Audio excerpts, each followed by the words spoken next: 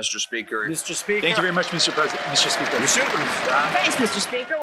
After 9 years of the Liberal NDP Prime Minister, it doesn't feel like Canada anymore. Life is more unaffordable than ever. Canadians, the Governor of the Bank of Canada, even random Liberals are saying this government is not helpful. They're out of control spending and not worth the cost. Canadians are living in their cars and in tents because they can't afford housing. They're lining up at food banks in record numbers because they can't afford food and leaving in droves because they can't afford the high cost of living. When will the Liberals implement a common sense plan and bring in a dollar for dollar law, cap government spending so inflation and interest rates can come down?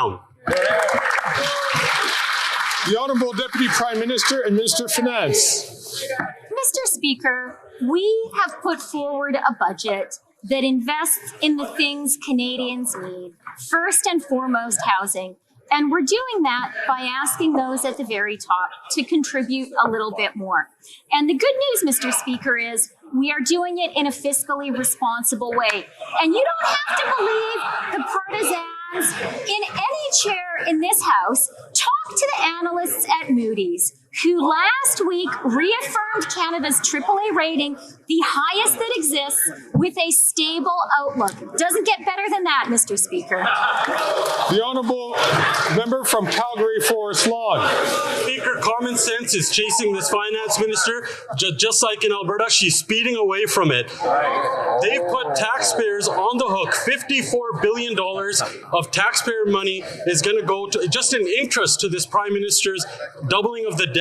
That means more money is going to bankers, bondholders, and this finance minister's Bay Street buddies than to doctors, nurses, and to the healthcare system. Why doesn't she pump on the brakes on the hypocrisy and let common sense catch up? Introduce a dollar for dollar law so inflation and interest rates can finally come down.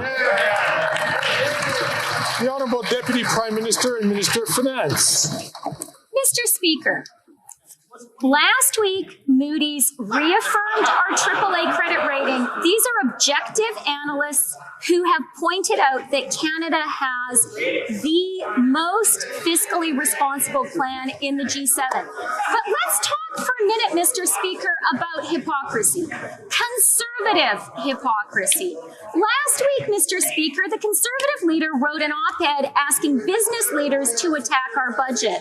I guess that's because he doesn't have the courage to come out and say the truth, which is he stands for those at the top, not regular Canadians.